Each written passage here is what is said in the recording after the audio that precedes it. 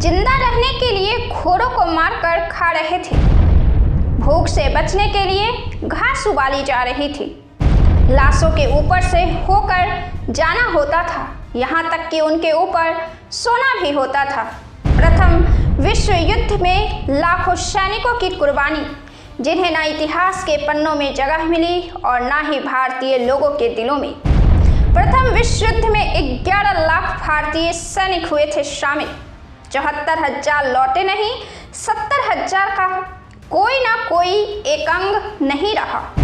Haifa के hero वे भारतीय, जिन्हें इजराइल का बच्चा बच्चा पढ़ता है।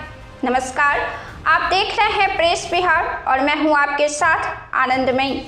भारतीय सैनिकों का इतिहास बहुत ही अधिक गौरवशाली रहा है, न केवल हिंदुस्तान की धरती के लिए बल्कि विदेश की धरती के लिए भी। लेकिन दुर्भाग्य यह है कि आज चर्चाएं जितनी राजनेताओं की होती हैं, जितनी अभिनेताओं की होती हैं, जितनी चर्चाएं अफेयर्स की होती हैं, उसकी 1% चर्चा भी भारतीय सैनिकों की नहीं होती है। यह दुर्भाग्य ही है कि उन्हें ना तो कभी वैश्विक स्तर पर उचित सम्मान मिला और न ही आज की युवा पीढ़ी जानती है। सोशल मीडिया के इस क्रांतिकारी दौर में यह बड़ा दुर्भाग्य साबित होगा कि आज भी जनता इन जांबाज योद्धा को नहीं जानती है। प्रथम विश्व युद्ध में लाखों सैनिकों की कुर्बानी को इस तरह भुला दिया गया कि न तो उन्हें इतिहास के पन्नों में जगह मिली और न ही भारतीय लोगों के दिलों में। इतिहास के किसी पन्ने में मामूली सा जिक्र हुआ।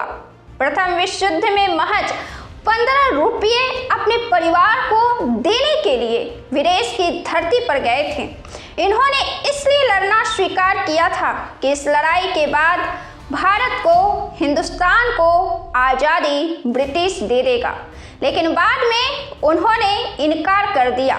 इसके बाद देश में स्वतंत्रता आंदोलन काफ़ी तेज गति पकड़ी। आप कह सकते हैं कि देश की आज़ादी में आम लोगों की जागरूकता कितनी अधिक थी, इसे आप समझ सकते हैं। कांग्रेस में शामिल उस वक्त महात्मा गांधी को भी ब्रिटिश सत्ता पर यकीन था कि वे भारत को आज़ादी दे देंगे। एक क्रांतिकारी ही थे भारत के, जो हमेशा से कहते थे कि आज़ादी हासिल करनी पड़ेगी।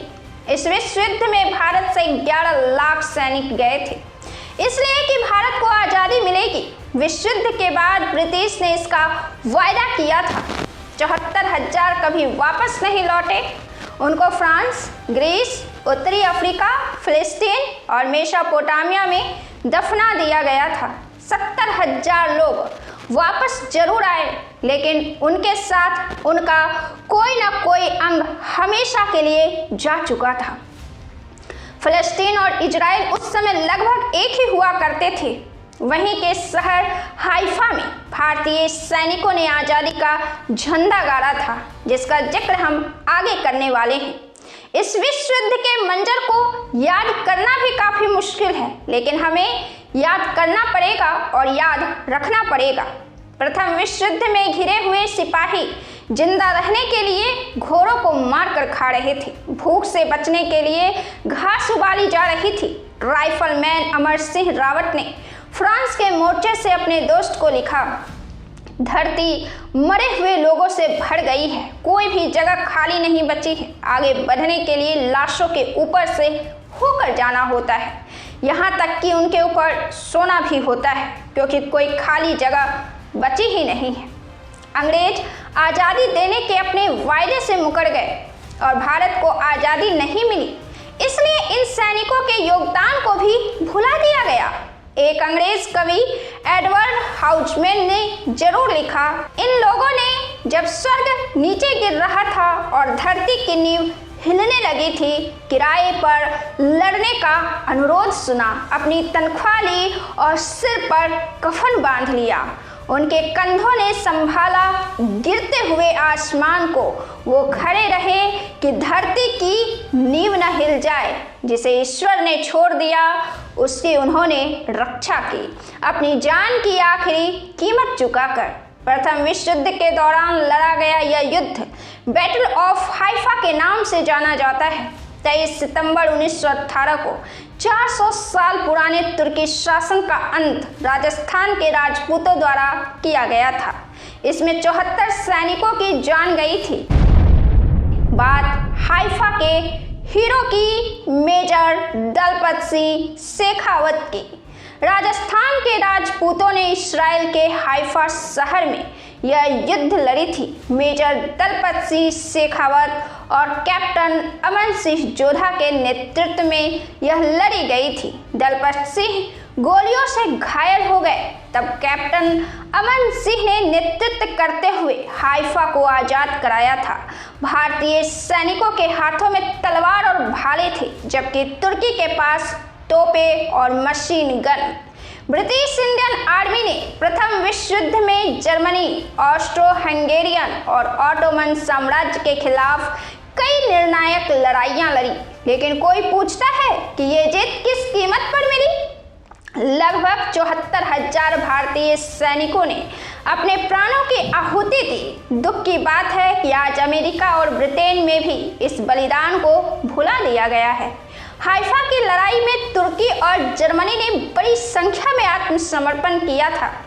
इतिहास में इससे पहले या बाद में कभी भी कोई घुड़सवार हमला इस तरह सफल नहीं रहा। युद्ध के इतिहासकार आज भी इस अभूतपूर्व साहस को समझने में हैरान हैं। इस इतिहास को इजराइल में भी पूरी मान्यता मिली है। हाइफा के स्कूलों में यह इतिहास पढ़ाया जाता है। बच्चों से पूछेंगे कि हीरो ऑफ हाइफा कौन है, तो वो मेजर दलपत सिंह का नाम लेंगे। इस लड़ाई में जोधपुर लांसर्स के कमांडर मेजर दलपत सिंह शेखावत मारे गए थे और उन्हें बाद में मिलिट्री क्रॉस से सम्मानित किया गया।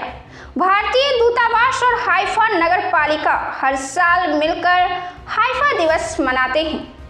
राजधानी दिल्ली में स्थित 3 मूर्ति चौक का नाम बदलकर 3 मूर्ति हाइफा चौक कर दिया गया था।